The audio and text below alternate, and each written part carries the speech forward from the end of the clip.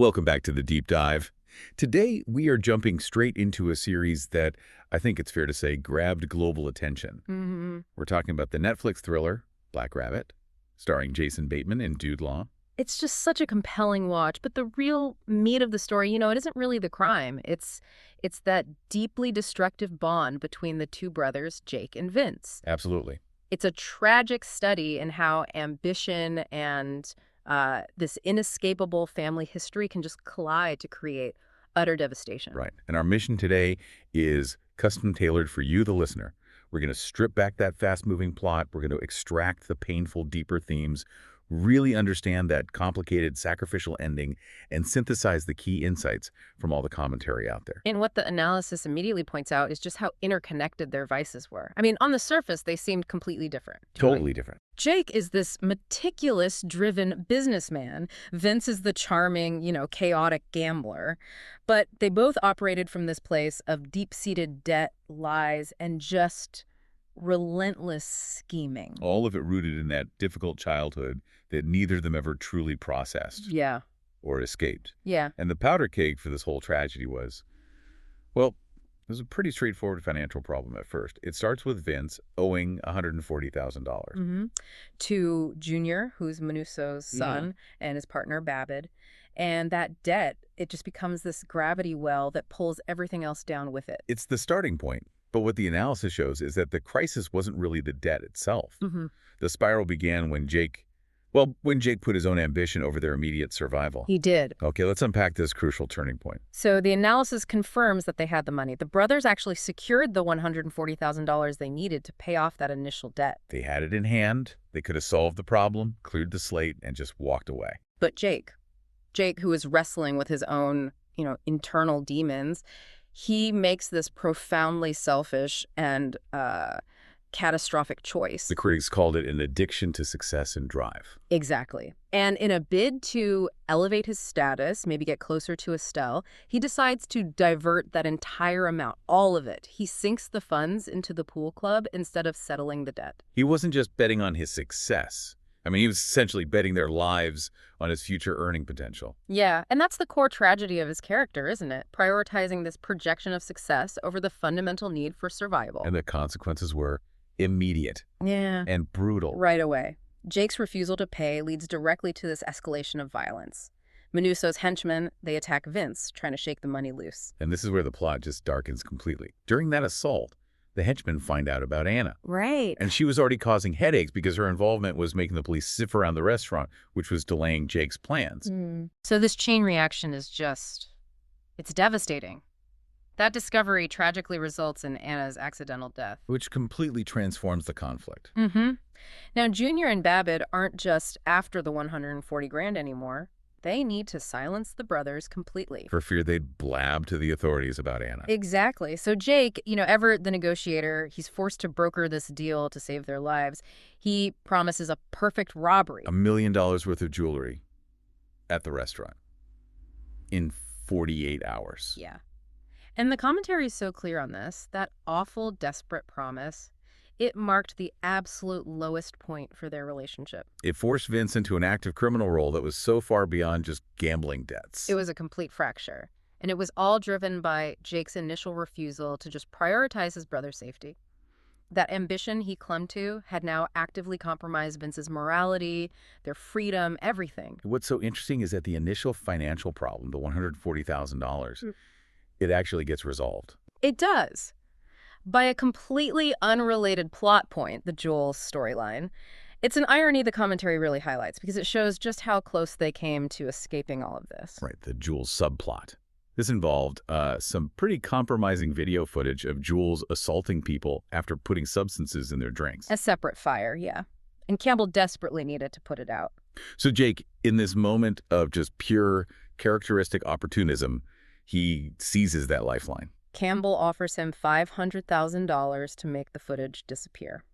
And this is money that it seems to materialize out of nowhere to solve their whole cash crisis. And Jake immediately hands that $500,000 over to Manusso. That payoff successfully calls off the $1 million robbery and settles all their debts. So financially speaking, they're free. They're free financially, yes. But this move only cranks up the psychological pressure. And that leads to the next fatal conflict. Which has nothing to do with money. Nothing. It centers entirely on Junior's wounded pride and his relationship with his father, Manuso. That's a remarkable insight.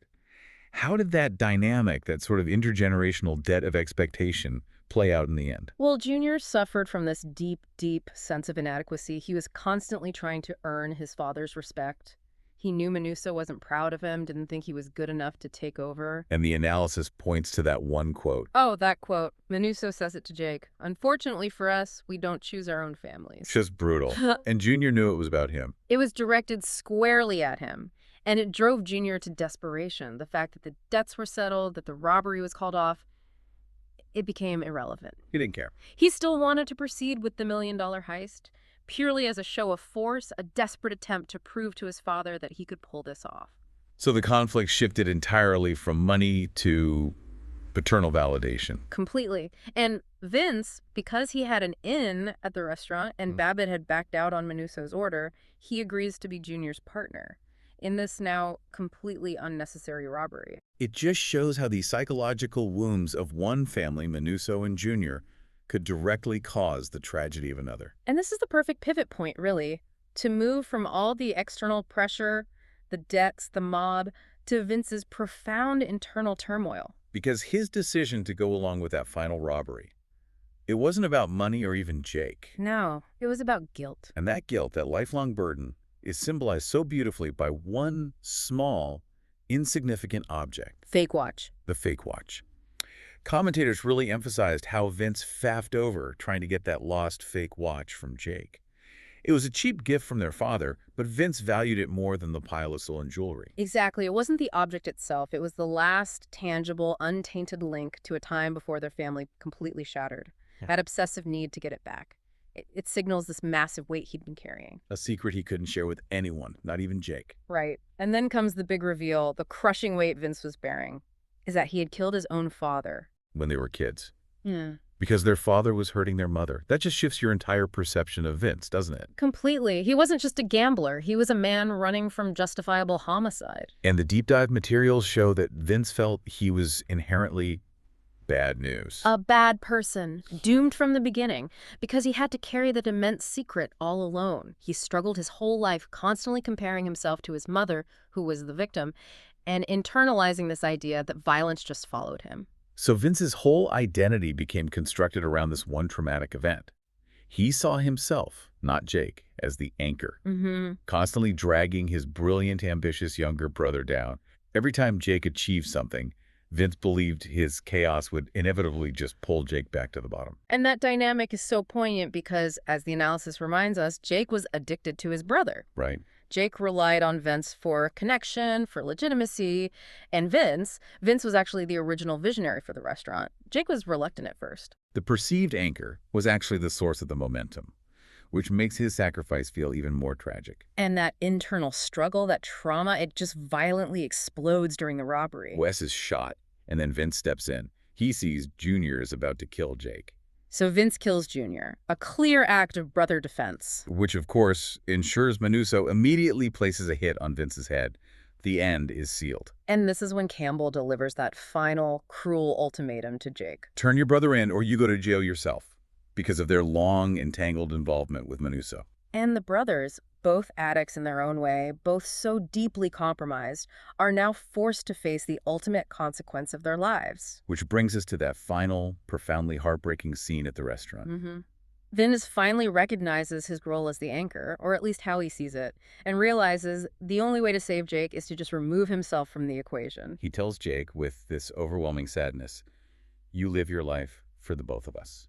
And while the conversation is framed around Vince going to jail, the emotional weight of that scene, critics noted it pointed toward a deeper sense of him potentially ending things. To stop dragging Jake down. Yeah. He even makes that chilling, dark joke referencing his friend who was paralyzed after jumping. He says, "I owe a jump." Right before he goes to the rooftop and jumps. A sacrifice born out of profound love for his brother, but also this incredible self-loathing, an attempt to break the cycle by physically removing what he saw as the source of the chaos. And this leads to Jake's quiet, almost unnerving final moments.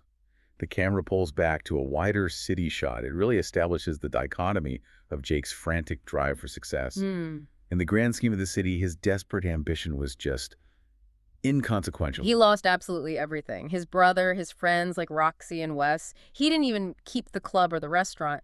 But that incredible transformative loss, according to the analysis, it brought him a bizarre kind of peace. Jake found solace in a life that wasn't driven by thriving to be at the top anymore. He finally achieved contentment, stillness, but only by losing the one thing he was trying so desperately to save. And we can't forget that final, unexpected moment of mercy from Manuso, the patriarch of the other doomed family. Right. When Jake returns to his apartment, Manuso is there. He's waiting with a weapon. You expect revenge, a final execution. But instead, Manuso, when he realizes Vince is dead, he lowers his weapon. Yeah.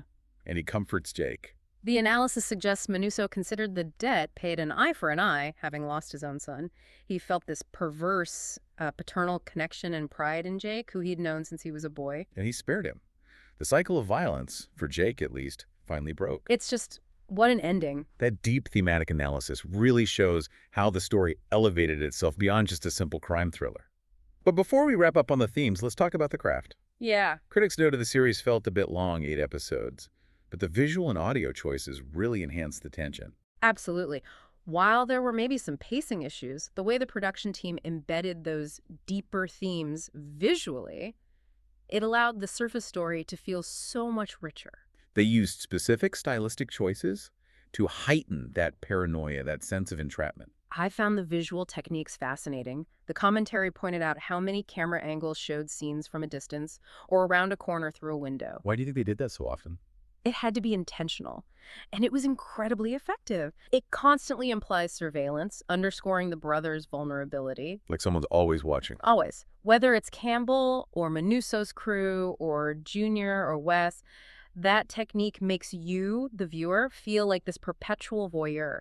It just enhances the sense of dread that they're being consumed by outside forces. And that feeling of grittiness was also enhanced by the whole aesthetic. It had that intentional shot-on-film look. It gave it this dark, textured quality that just perfectly suited the morally compromised world they were in. And let's not overlook the audio. They often use this nice effect where the sound from the previous scene would carry over into the next one. It creates this smooth, almost uneasy transition. It keeps the tension coiled tight and prevents any moment of true relief. Even the title sequences were noted for their creativity, hinting visually at what was happening in that specific episode. It was a very well-executed package. The analysis also gives strong praise to the supporting cast. Not just Bateman and Law, who were phenomenal, but actors like Troy Kotzer, Chris Coy, and the actor who played Junior. He had the impossible task of making a cruel character seem tragically wounded. He really did. So we started with a debt that should have been easily settled, and instead, through this tragic spiral of success, addiction, inherited trauma, and this desperate need for paternal approval, we ended with sacrifice and loss. And the journey reveals the transformative power of hitting rock bottom. For Jake, the drive to the top, that relentless ambition that cost him everything, it was replaced by a profound, if quiet, contentment when he was finally forced to stop running. So what does this all mean? I think the ultimate takeaway for you, the listener, is the understanding that sometimes losing everything you thought you wanted is the only path to finding true peace. And finally, a thought to carry with you. Yeah. The analysis frequently mentions that the symbolism of the rabbit holding importance to the story, but it never explicitly defines it. And this raises an important question. A rabbit, after all, it's a creature of flight, known for running and hiding. So if Jake found peace only after his escape artist brother Vince was gone, what does the black rabbit truly symbolize? Is it a representation of their shared futile attempt to run from their dark past? Or is it a symbol of the sacrificial escape Vince ultimately made for his brother? That's a concept definitely worth exploring further. A perfect, provocative note to end on. Thank you for joining us for this intense deep dive. We'll catch you next time.